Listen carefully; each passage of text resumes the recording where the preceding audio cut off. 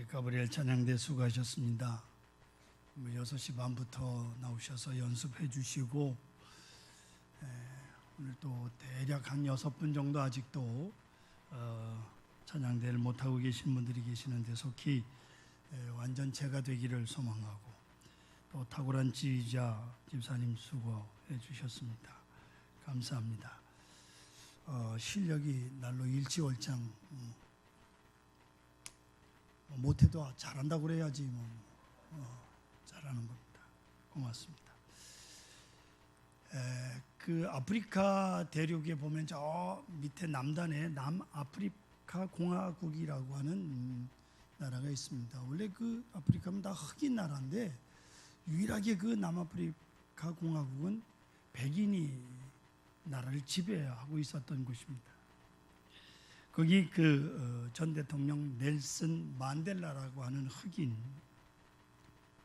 대통령이 되기 전에 가장 감옥에 오래 있었습니다. 27년 동안 감옥에 있었습니다. 감옥에요, 이게 좀 오래 가면 사람이 이상해지기도 한다고 그럽니다. 70세가 넘어서 감옥에서 나와가지고 살았는데, 그럼에도 불구하고 아주 건강하고 씩씩한 모습으로 넬슨 만델라가 감옥을 나옵니다. 그리고 남아프리카 공화국에서 처음 흑인 대통령이 됩니다.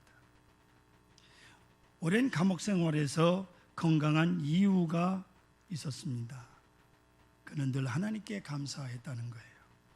하늘을 보고 감사하고, 하루에 몇 번 감옥 밖에 나와서 하늘을 볼 수 있는 기회가 있을 때 감사했고, 땅을 보고 감사하고, 물을 마시면서도 감사하고, 음식을 먹으면서도 감사하고, 정치범이니까 음식 제대로 줬겠어요. 그래도 그나마 먹는 거 감사하고, 강제 노동을 할 때도 감사하고, 모든 게 늘 감사하기 때문에 건강을 지킬 수 있었다라고 고백을 합니다. 그러기에 그 역경 속에서도 건강하게 지낼 수 있었던 겁니다. 성경 속에서 고난에 관한 이야기들이 많이 있는데요, 그 가운데도 욥의 고난의 기사는 읽는 모든 사람들, 연민과 동정을 자아내는 아주 귀한 말씀이죠. 욥의 고난의 특징을 몇 가지로 정리해 본다면, 첫째는 천상회의에서 결제된 고난이라고 하는 것입니다. 욥기 1장 6절에 보시면, 하루는 하나님의 아들들이 와서 여호와 앞에 섰고 사탄도 그들 가운데에 온지라, 이렇게 말씀하고 있는데, 여기서 말하는 하나님의 아들들이란 천사들을 말하고, 그리고 사탄이 그들 가운데에 왔다고 하는 것은 인간의 회의 장면으로 이해하시면 안 됩니다. 무슨 말인가 하니, 사탄은 하나님 앞에 결코 설 수 없는 존재입니다. 본절의 천상회의 장면은 제한된 회의실 안에서 마주 앉아가지고 구두회의 하는 것이 아니라 그 말이에요. 본절의 묘사는 풍요적 문화적 기법을 이용한 것으로서 사탄이 그들 가운데도 있었다라고 하는 것은 사탄도 하나님의 통제하에 움직이는 존재라는 것과, 사람의 눈에는 사탄이 광명의 천사로 볼 수 있다라고 하는 것을 우리에게 의미해 주고 있는 겁니다. 고린도후서 11장 14절 보시면 성경에 이렇게 되어 있어요. 이것은 이상한 일이 아니니라. 사탄도 자기를 광명의 천사로 가장하나니. 광명의 천사처럼 보이지만 속에는 사탄이 들어있는 아주 무서운 일들이 사탄은 서슴지 않고 하고 있어요. 그날 그 천상회의에서 욥의 신앙과 고난의 문제가 취급되었던 거예요. 이것은 하나님이 하신 것이고 하나님께서 허락하신 고난이라고 하는 것을 우리에게 보여주고 있는 것입니다. 두 번째로, 사탄에 의해서 진행된 고난입니다. 욥기 1장 7절을 보면 사탄은 욥의 일거수일동을 예의주시하고 있음을 보여줍니다. 여호와께서 대답하여 이르시되 땅을 도로 돌아 여기저기 다녀왔나이다. 그리고 12절에 보시면 여호와께서 사탄에게 이르시되 내가 그의 소유물을 다 내 손에 맡겨놓으라. 다만 그의 몸에는 내 손을 대지 말지니 사탄이 곧 여호와 앞에서 물러가니라. 이렇게 말씀하고 있습니다. 여러분 꼭 기억하십시오. 사탄은 생명은 주지 못하지만 고난은 줄 수 있는 존재입니다. 사탄은 이것저것 돌아다니면서 일거리를 찾는 존재예요. 예? 참소할 건수를 만드는 존재가 사탄이 옳습니다. 그리고 사탄은 이것저것을 돌아다니며 칭찬하고 자랑스러운 것을 보지 않고 약점이나 허물만을 찾는 존재가 사탄이요. 사탄에 의해서 진행된 고난의 내용 13절 이하에 열거되어 있습니다. 양떼와 소떼와 종들의 습격을 받아 약탈을 당하고 벼락이 떨어져 죽기도 하고, 그리고 욥의 10남매는 태풍으로 집이 무너져 압살을 당하고, 더구나 욥은 불치병에 걸립니다. 여러분 이 고난이 무슨 1년이나 10년을 두고 서서히 진행된 것이 아니라 하루아침에 이런 고난이 닥쳐왔다고 하는 거예요. 정신을 차릴 수 없이 밀어닥친 고난으로 욥의 신사는 처참하게 이를 데에 없어진 거예요. 이 고난은 욥이 가지고 있었던 인간적인 모든 조건을 모조리 빼앗아간 거예요. 한마디로 견디기 어려운 고난이라고 하는 겁니다. 여기서 우리가 주목해야 될 것이 있습니다. 욥이 그 고난 직후에 그가 취했던 태도일시다. 그것은 고난에 대한 해석의 문제요, 이해의 문제일시다. 그리고 한 걸음 더 나아가 고난에 대한 신앙의 문제일시다.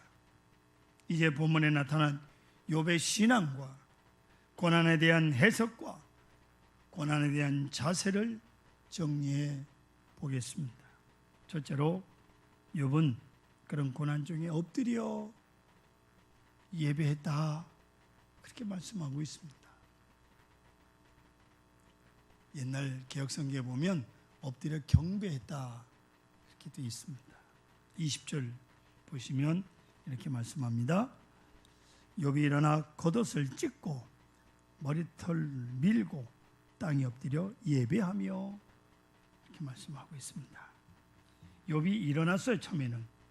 그리고 다시 엎드립니다. 일어났다고 하는 거예요. 일어나서 뭐 했습니까? 옷을 찢고 머리털을 밀기 위해서 일어났어요. 여러분, 옷을 찢고 머리털을 미는 것은 극한 슬픔을 표현하는 것이고 참회를 취하는 태도입니다. 하나님 앞에. 그리고 욥이 다시 엎드려 예배했다, 경배했다. 이것은 하나님이 하신 일로 믿고 순종하겠다는 뜻이요, 이 고난의 책임을 자기 자신에게 찾겠다고 하는 겸허한 태도를 말하는 것입니다. 21절 보십시오. 이르되 내가 못해서 알몸으로 나와 싸운즉 또한 알몸이 그리로 돌아갈지어리라. 주신 이도 여호와시요 거두신 이도 여호와시니 여호와 이름이 찬송을 받으실지니이다. 이렇게 말씀하고 있습니다. 바로 이 한 절이 욥의 위대한 신앙 고백이요, 그의 인생의 고백이며 고난에 대한 해석을 욥은 분명히 하고 있습니다. 성도 여러분, 그렇습니다. 이 욥의 고백은 바로 오늘날 우리 모두의 고백이어야 하는 것입니다. 하지만 이 고백이 결코 쉬운 건 아니에요. 심지어 우리 모든 행복은 내 탓이고 불행은 내 탓이다, 다 남의 탓이다, 그런 인식이 우리 머릿속에 있어요. 심지어 잘된 것은 나 때문이고 못된 것은 하나님 때문이라고 하는 의식구조까지 세상 사람들에게 있는 게 아니라 우리 예수 믿는 사람들, 교회 다니는 사람들 속에 있어요. 그러나 욥의 신앙은 그것이 아닙니다. 그가 엎드려 예배했다고 하는 것은 하나님께 대들고 하나님께 떠미는 잘못을 범하지 않았음을 밝혀주는 겁니다. 따라하십시다. 알몸으로 왔다가 알몸으로 간다. 여러분, 욥의 진솔한 인생 고백, 바로 우리에게 어떤 교훈을 줍니까? 아무리 유명한 디자이너도 죽어서 관 속에 들어갈 때는 한 벌 옷밖에 못 입고 갑니다. 예? 아무리 재벌 총수도 수위 한 벌밖에 못 걸치고 가는 거예요. 우리 모두 욥의 고백대로 알몸 인생들이 올시다. 그러나 이 알몸 인생의 고백 당연한 거지만 여기 더 위대한 욥의 신앙 고백이 있어요. 그게 뭐예요? 주신 분도 하나님이시오, 거두신 이도 하나님이시라. 할렐루야. 그렇습니다. 이 고백은 하나님만이 주실 수도 있고 하나님께서 거두어 가실 수도 있다라고는 주인 되시는 고백. 하나님이 주인이라고. 여러분, 주인이 뭡니까? 주인이란 자기 마음대로 할 수 있는 분이 주인이죠. 하나님의 온 세계와 역사와 인생과 나의 주인이 되신 분이 하나님. 그 하나님께서 주실 수도 있고 가져가실 수도 있다, 이 말씀입니다. 그 누구도 하나님이 가져가시려고 할 때 하나님은 안 됩니다, 이것만은 안 됩니다라고 부여잡을 수 있습니까? 저항하거나 거절할 사람 아무도 없어요. 못해요. 나 자신의 의지나 결단과는 상관없이 하나님이 원하시면 그대로 다 되는 거예요. 하나님이 복 주시면 복 받기 싫어도 복을 받고요, 하나님이 가져가시면 아무리 붙들고 있어도 하루아침에 사라지는 거예요. 욥이 엎드려 예배하는 신앙, 욥처럼 예배하는 신앙이 필요하다, 그 말이에요. 엎드려 예배하십시다. 결코 사람 앞에 엎드리느라고 하나님을 소리하면 안 됩니다. 자기 주장과 뜻을 관철하느라 하나님의 뜻을 외면해서는 안 됩니다. 주여, 나는 종이로소이다. 나는 벌레만도 못하나이다. 엎드려 예배하나이다. 이게 우리의 고백이어야 합니다. 고난 속의 욥의 신앙과 고난에 대한 해석 두 번째, 하나님을 찬송했다. 21절 끝에 보시면 여호와의 이름이 찬송을 받으실지니다 라고 말씀하고 있습니다. 욥의 고난과 절망 중에서 부른 찬송이 옵시다.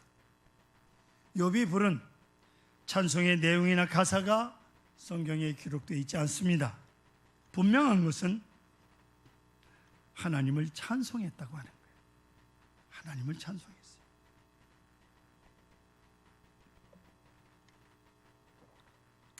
찬송은 크게 세 가지의 성격으로 나누는데요.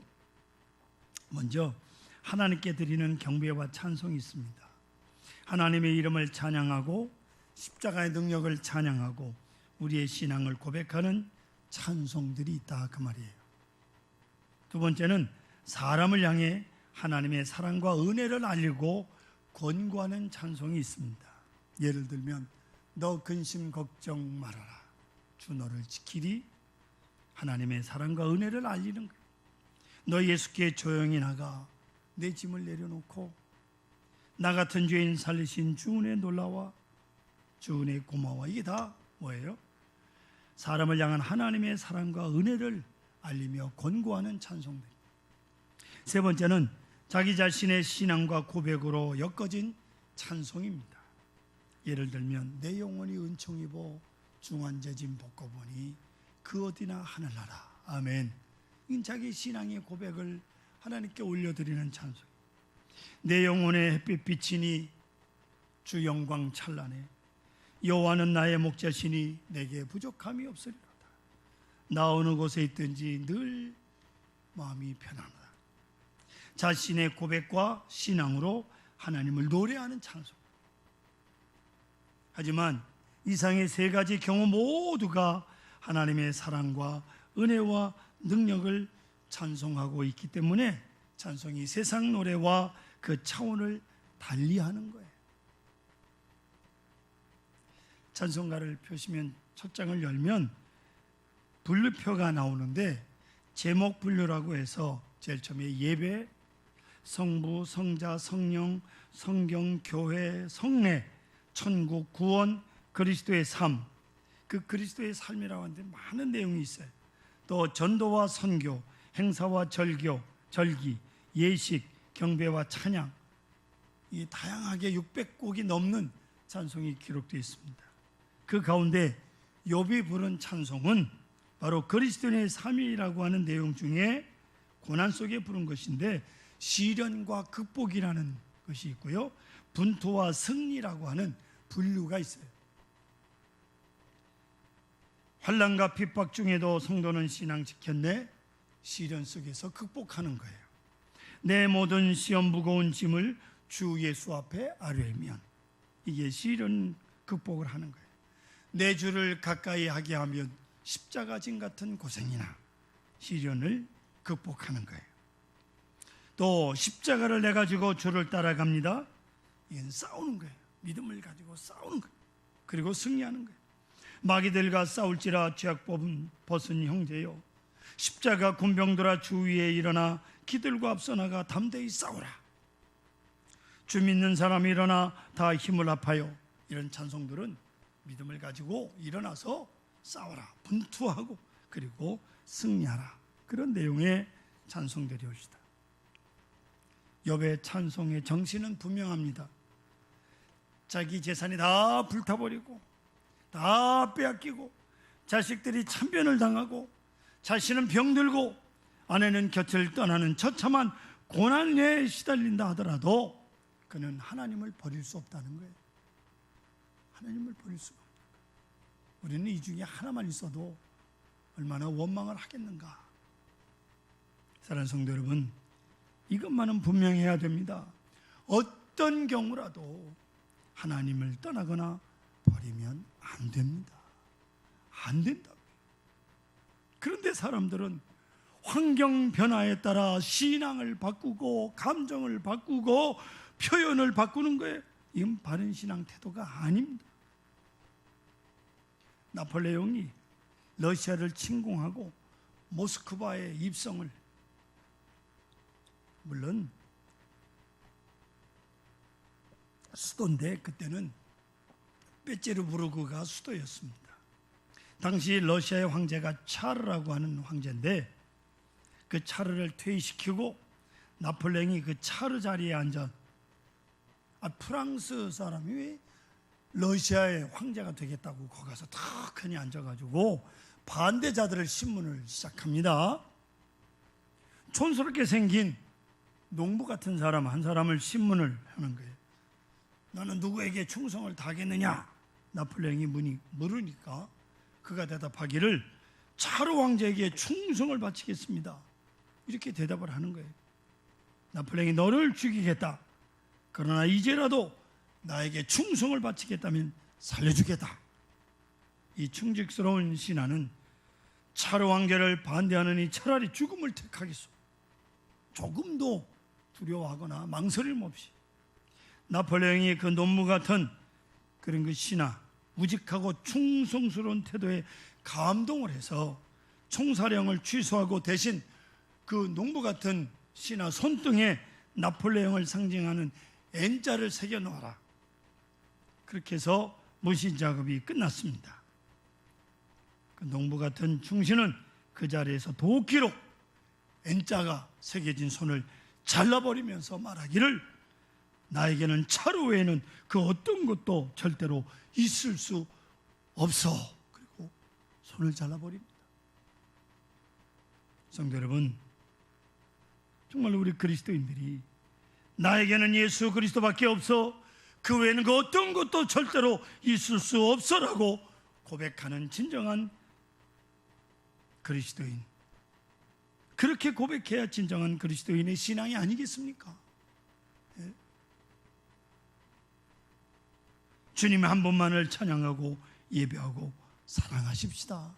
어떤 상황에서 목숨을 내걸고라도. 세 번째로 욥은 고난 속에서도 원망하지 않았다는 거예요.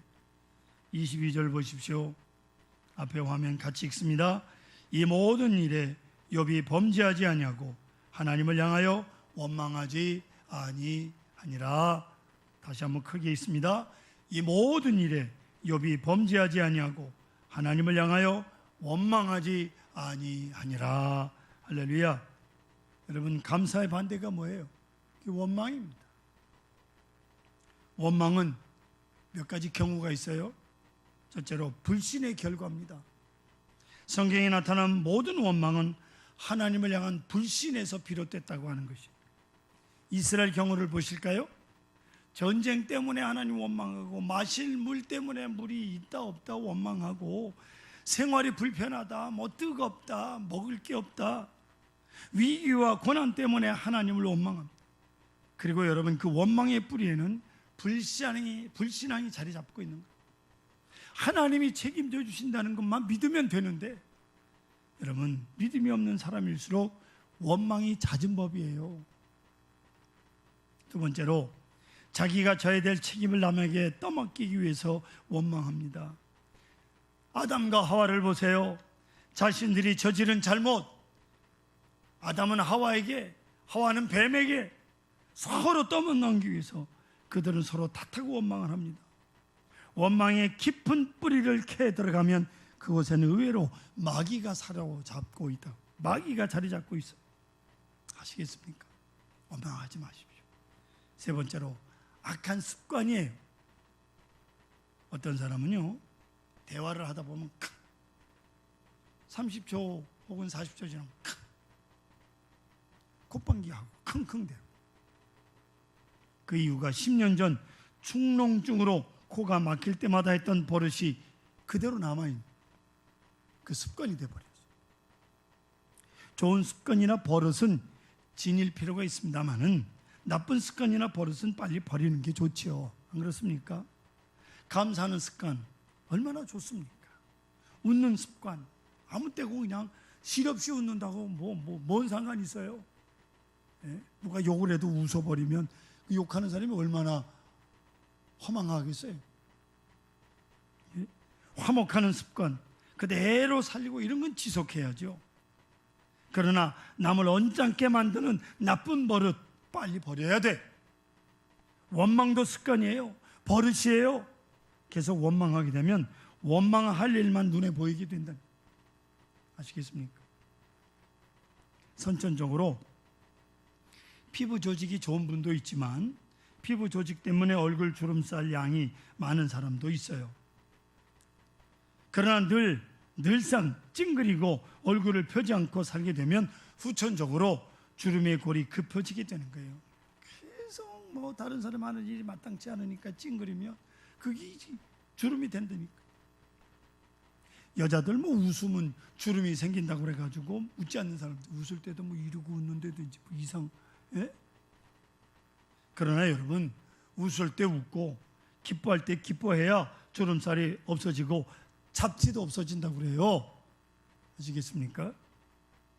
원망하는 습관은 어떻게 해요? 버리시고 웃는 습관으로, 감사하는 습관으로 바뀌시기를 축원합니다. 필립 멜라니톤이라는 사람 말합니다. 잘 들으세요. 환난은 나로 하여금 기도하게 한다. 기도는 환난을 나의 주변에서 떠나게 한다. 할렐루야. 예, 환난은 기도하게 하는 거예요. 그리고 그 기도가 환난을 떠나게 하는 거예요. 플레니스라고 하는 사람 말하기를 성공과 번영은 행운아를 시험하고 고난과 역경은 위인을 시험해 본다. 여러분, 원망이 앉을 자리에 감사를 앉게 하셔서 늘 감사하며 사시기를 바랍니다. 이제 말씀을 정리하겠습니다. 만일 욥의 고난이 고난으로 마감되고 고난으로 끝났다, 그러면 욥 자신은 물론이고 욥의 고난을 바라보는 고난받은 사람들에게도 절망의 사건이죠. 어디에 소망이 있겠어요? 그러나 욥의 고난은 행복으로 바뀌어 결말이 났습니다. 욥기 42장을 보면 욥을 떠났던 사람들, 예를 들면 친구와 이웃들이 찾아와서 욥을 위로하고 잃어버렸던 재산 완전히 원상보다 배로 회복이 됩니다. 그리고 집이 무너져 한 번에 잃었던 열남매보다 더 준수하고 아름다운 자녀들을 다시 낳게 됩니다. 욥 자신도 건강하게 140년을 살다가 세상을 떠나게 됩니다. 만일 욥이 고통과 절망과 고난을 이기지 못해서 하나님을 원망하고 자신을 자학해서 목숨을 끊었다면 욥기 42장에 나오는 행복을 누리지 못했을 것입니다. 당연하죠. 사랑하는 성도 여러분, 지금 우리는 생전 상상해 보지 못한 고난의 길을 대한민국뿐만 아니라 전 세계적으로 겪고 있습니다. 고난의 행군이요, 언제 끝날지도 모릅니다. 다만 우리는 그러게 서로 격려하고 또 조심하고 한 번 더 조심해서 이 전염병에 걸리지 않도록 할 뿐이죠. 조심할 뿐이에요. 걸리면 할 수 없고 그럼 치료받으면 되는 거죠. 그렇기 때문에 우리의 삶이 고달프더라도 찬송하십시다. 찬송으로 이기십시다. 살기 힘들더라도 감사합시다. 그래도 오늘 살아있으니까 감사해야지. 예? 우리 모두 인생길이 좀 고단하더라도 원망은 해서는 안 돼요. 누굴 원망하겠습니까? 그래야 하나님의 은혜가 넘치게 될 줄로 믿습니다. 고통과 절망 속에서 부른 찬송과 감사 때문에 욥이 받은 복을 생각하신다면 우리도 작금의 고난의 행군 속에서 찬송과 감사와 예배를 중단할 수 없는 겁니다. 다시 한번 주님의 크신 은총이 함께를 주의 이름으로 축원합니다.